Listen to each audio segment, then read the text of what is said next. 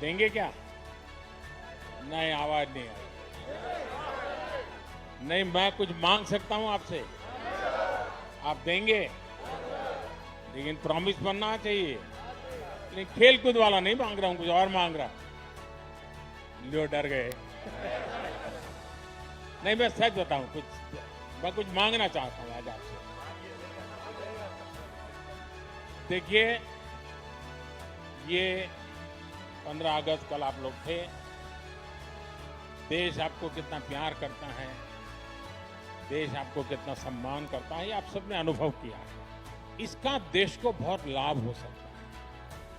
आप बहुत कुछ कंट्रीब्यूट कर सकते हैं।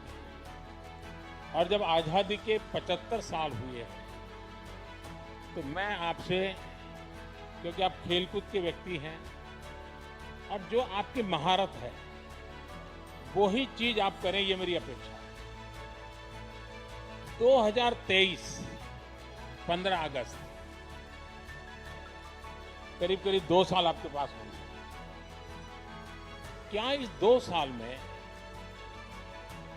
एक एक खिलाड़ी, यानी ऐसा नहीं पूरी हॉकी की टीम, ऐसा नहीं, हॉकी का सब खिलाड़ी, क्या कम से कम आपको जहां पसंद हो 75 स्कूल्स में आप विजिट कर सकते हैं?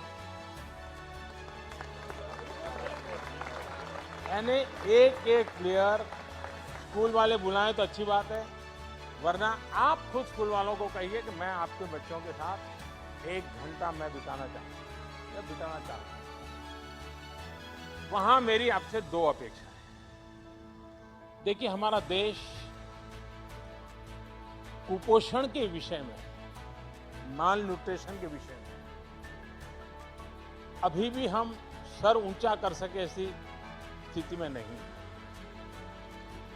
हमारे देश में ऐसा तो नहीं है कि कोई खाने का प्रबंध की कमी है, लेकिन कभी खाना, क्या खाना, कब खाना, कितना खाना, पानी शुद्ध होना चाहिए, इन विषयों में थोड़ी उदासीनता है। अगर एक खिलाड़ी जाकर के बच्चों को कहते हैं कि आपको एक खाना चाहिए, वरना तो मुझे तो मालूम है, मैं जिस परिवार और जिस माहौल से आया हूं, बच्चों को कुछ भी को क्या कहेगा, बाजरे की रोटी और गुड़ दे दो बस। उसको लगता ही नहीं कि मुझे सब्जी वगैरह खानी चाहिए। ऐसा ही होता है। क्या आप उन लोगों को समझा सकते हो कि संतुलित आहार का क्या महत्व है? बचपन से इन चीजों को शरीर में क्या जरूरी है? और आप इस विषय को तैयार कर सकते हैं, बराबर नोट बना करके एक टीचर की तरह तैयार कर सकते हैं। और ऐसी स्कूल में जाकर के एक लेक्चर पोषण के संबंध में, न्यूट्रिशन वैल्यू के संबंध में, क्योंकि खिलाड़ी के जीवन में वो बहुत बड़ा होता है, विकास के लिए भी जड़ा होता। आज आप हैरान हो जाएंगे, हमारी जो बच्चियां हैं वो 13, 14, 15 साल में ऐसी एनेमिक कंडीशन में होती है कभी कभी, और 5 साल 10 साल के बाद जब वो मां बनेगी, वो बच्चा स्वस्थ पैदा ही नहीं हो सकता।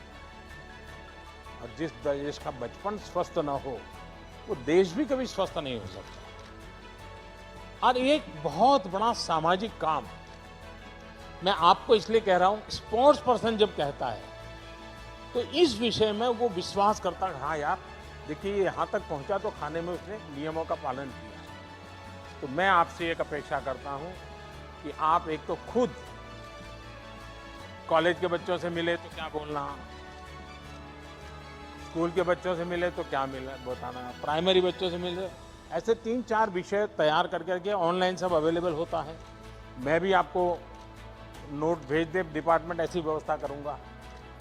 लेकिन आप एक लेक्चर तैयार कीजिए और उनको समझाइए, और मैं समझता हूं कि एक बहुत बड़ी सेवा होगी। दूसरा, आप किसी भी खेल के खिलाड़ी हो सकता है उस स्कूल में वो खेल नहीं होगा, लेकिन क्या आप 10 मिनट 15 मिनट मैदान में उस स्कूल के बच्चों के साथ कोई भी खेल खेलेंगे क्या?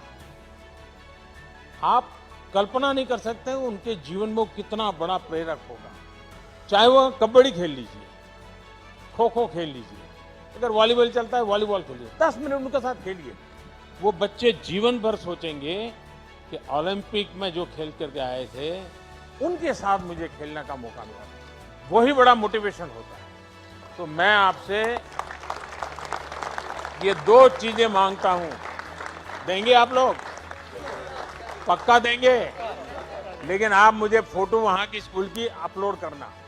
तो आप 75 स्कूल की आपकी फोटो मैं देखूंगा, उसमें भाषण देता हुआ देखूंगा, भाषण का वीडियो भी दे सकते हैं, और खेल खेल रहे हैं बच्चों के साथ, वो भी मैं देखना चाहूंगा। तो करेंगे? चलिए, बहुत बहुत धन्यवाद। और एक मेरा सुझाव है कि आपने टोक्यो में गए, कई खिलाड़ियों से बातचीत हुई होगी, वहां की व्यवस्थाएं देखी होगी। भारत में इंफ्रास्ट्रक्चर में क्या इंप्रूवमेंट करना चाहिए, व्यवस्थाओं में क्या बदलाव करना चाहिए, हमारी प्रक्रियाओं में क्या बदलाव करना चाहिए। अगर आप कोई लिखित नोट मुझे भेजेंगे, तो ऐसे नोट अगर आप मुझे भेजेंगे, मैं पक्का मानता हूं कि सरकार को ये निर्णय करने में बहुत मदद होगी। क्योंकि जब खिलाड़ी बताता है तो उसमें जमीनी हकीकतें होती है, और इसलिए करेक्शन की संभावना भी बहुत रहती है। तो आप इसको करें, यही मेरी शुभकामनाएं। बहुत बहुत धन्यवाद।